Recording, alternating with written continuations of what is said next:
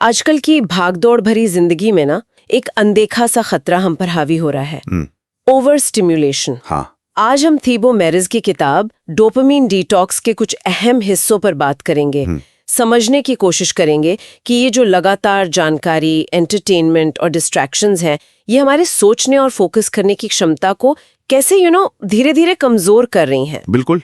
और ये जानना बहुत जरूरी है कि कैसे हमारा दिमाग आसानी से मिलने वाले छोटे छोटे सुखों का आदी हो जाता है। हाँ। नतीजा, जो काम मेहनत और ध्यान मांगते हैं हम उनसे कतराने लगते हैं। यहीं पर डोपामिन का रोल आता है। अच्छा। ये सिर्फ खुशी का केमिकल नहीं है, ये मोटिवेशन से, किसी काम को करने की इच्छा से बहुत गहराई से जुड़ा है। हाँ, और ये समझना भी दिलचस्प है कि डोपामिन अपने आप में अच्छा या बुरा नहीं होता, है ना? ये तो बस एक न्यूरोट्रांसमीटर है जो हमें एक्शन लेने के लिए पुश करता है। सही। लेकिन जब सोशल मीडिया नोटिफिकेशंस, वो अंतहीन रील्स या फिर जंक फूड जैसी चीजें इसे लगातार ट्रिगर करती रहती हैं, तब तो प्रॉब्लम शुरू होती है। ये चीजें डोपामिन का एक शॉर्टकट बन जाती है, एक इंस्टेंट रिवॉर्ड।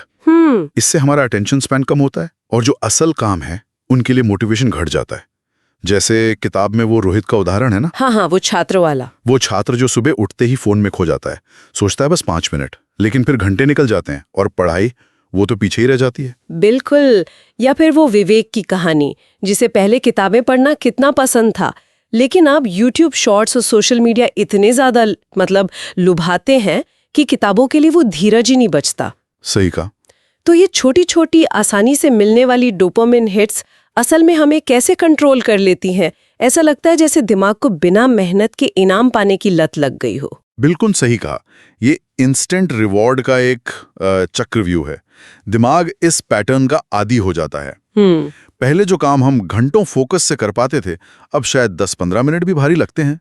ध्यान बार बार फोन या किसी और आसान स्टिमुलस की तरफ भागता है। हाँ। और यही ओवर स्टिमुलेशन धीरे धीरे हमारी इच्छा शक्ति विल पावर को खत्म कर देता है। ये कुछ ऐसा है जैसे मान लीजिए हम लगातार बहुत तेज आवाज में म्यूजिक सुने, तो फिर धीमी आवाजें हमें ठीक से सुनाई नहीं देंगी। क्या बढ़िया उपमा दी है। बिल्कुल यही होता है। जब डोपामिन सिस्टम लगातार हाई स्टिमुलेशन, जैसे आपने कहा रील्स, गेम्स, नोटिफिकेशंस के संपर्क में रहता है, तो वो सामान्य कम उत्तेजना वाली चीजों के प्रति असंवेदनशील हो जाता है। ओके। फिर पढ़ाई करना, कोई नई स्किल सीखना या यहाँ तक कि शांत बैठकर सोचना भी बोरिंग लगने लगता है। क्यों?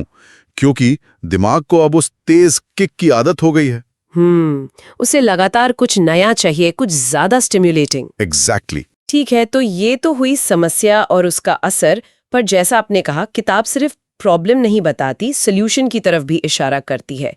तो क्या इसका मतलब है कि हमें ये मॉडर्न टेक्नोलॉजी, एंटरटेनमेंट, ये सब पूरी तरह छोड़ देना चाहिए? नहीं, छोड़ना तो समाधान है और शायद प्रैक्टिकल भी नहीं है आजकल। किताब जोर देती है बाउंड्रीज सेट करने पर, सीमाएं तय करने पर। बाउंड्रीज जैसे? जैसे फोन के नोटिफिकेशंस बंद करना, सोशल मीडिया इस्तेमाल करने का एक टाइम फिक्स करना, और एक बहुत जरूरी बात जो किताब कहती है, बोरियत से भागना बंद करना। बोरियत से भागना बंद करना, ये इंटरेस्टिंग है।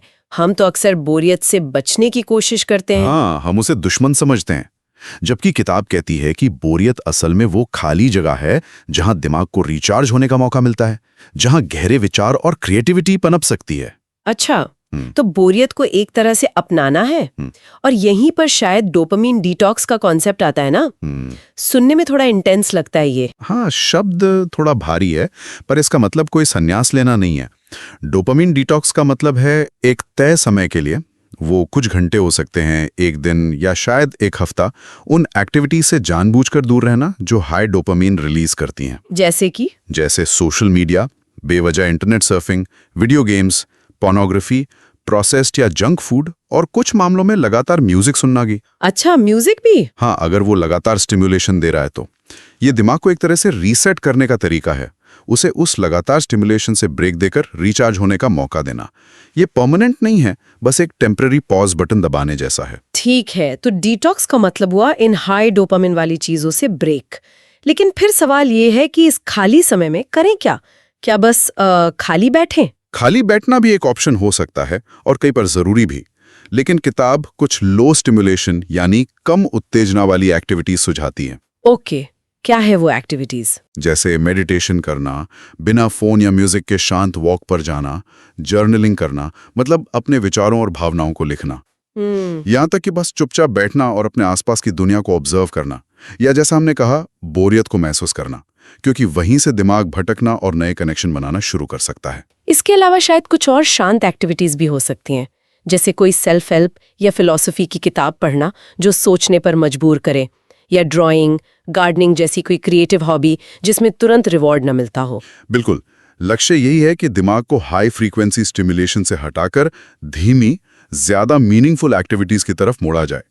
डिटॉक्स का मकसद सजा देना नहीं है, सही, बल्कि दिमाग को शांत करना और रिचार्ज करना है, ताकि हम डिस्ट्रैक्शन के बजाय अपनी मर्जी से डायरेक्शन चुन सकें। ये बात बहुत जरूरी है, डिस्ट्रैक्शन के बजाय डायरेक्शन चुनना।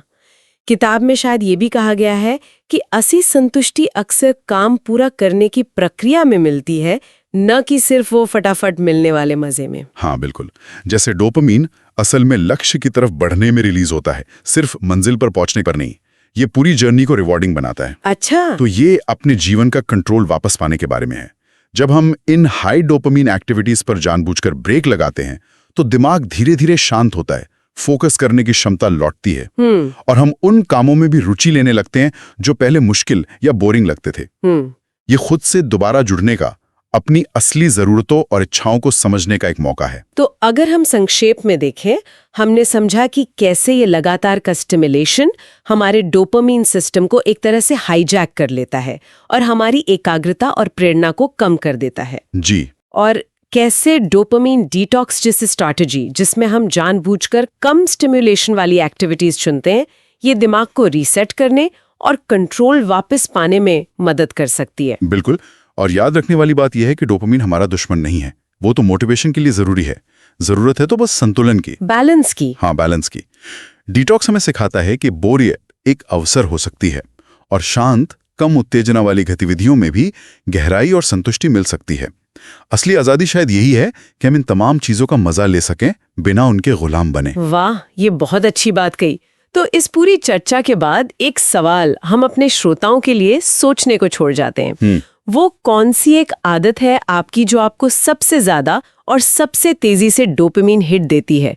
क्या आप उसे सिर्फ एक दिन के लिए रोकने की चुनौती ले सकते हैं, बस ये देखने के लिए कि कैसा महसूस होता है और आप उससे क्या सीखते हैं?